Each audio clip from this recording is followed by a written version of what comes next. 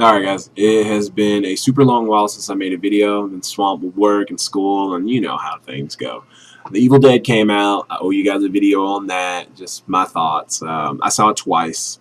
First time I was underwhelmed. Second time I was pretty whelmed. Um, it's cool when your expectations are out of the window and you can just simply enjoy something. Um, on another note, the reason I'm making this video is last night I had to rush out. I had to step away from exams and all that crap and like rush out and get Injustice, Gods Among Us for the Xbox 360. I'm really liking it. A buddy of mine and I, we sat and played through it last night, the story mode. So I'd say it lasts about maybe 4 to 5 hours, and it's fun. It's very reminiscent of Mortal Kombat 9 in the sense that you don't play a central character in story mode. You kind of bounce around between a couple of different people.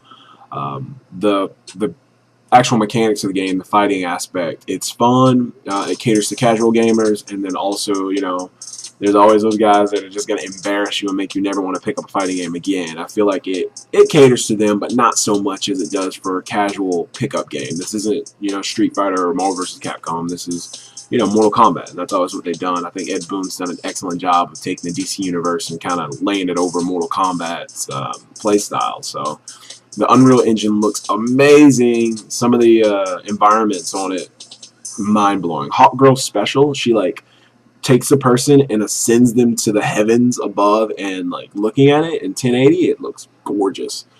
The special moves are fun.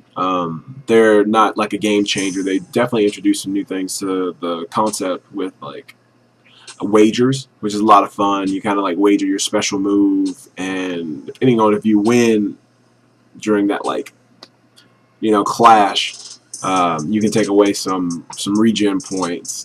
The characters are all awesome. I feel like each character has had a lot of time spent on them. You kind of feel cheated with Doomsday and Superman's ability, like their special ability. You're like, whoa, that seems like the same move, but inverted. But yeah, for the most part, each character has a really cool ability to them. The Flash, he can vibrate, and when he vibrates, he moves faster, and he's a little bit stronger.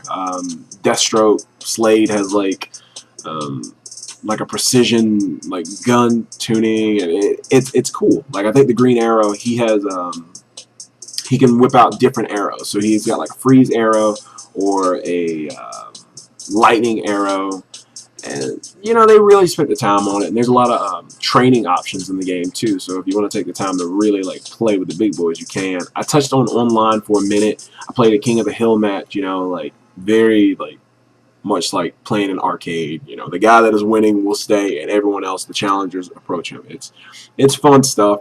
Honestly, if you're gonna take the game with a grain of salt, I feel like the story mode's excellent. Don't get offended. It doesn't follow comics to the T, and they try and throw as many characters in as they can, and it flows. If there's going to be leeways and taken with anything, it's a comic book and a video game. Take leeways with those. So there it is. Take my word for it. Rent it, check it out, play it with friends. It is a fun game. If this is the game you're going to be playing around with all your friends, and don't count out Aquaman. Aquaman is awesome.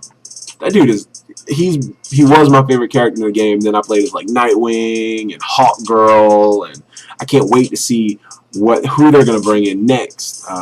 As far as DLC, which pisses me off. I think DLC is BS.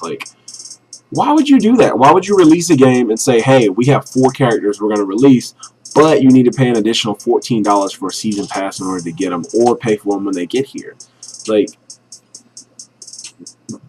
You're killing us. We've already paid $65 for the game. That's $59.99 plus tax or whatever. Damn, they're $65. Now you want to package on a $15 deal so we can get content that should have already been in the game? And then GameStop has the nerve to be like, oh well, might as well get another $3 to warranty your game in case anything happens. And it's all right, well, I just spent $90 on this game and I beat it in 5 hours. It's fun. I'm gonna play online. But still, I can be mad at Injustice for it, but still, it is an injustice. But the game's fun. Take it for that. Play it.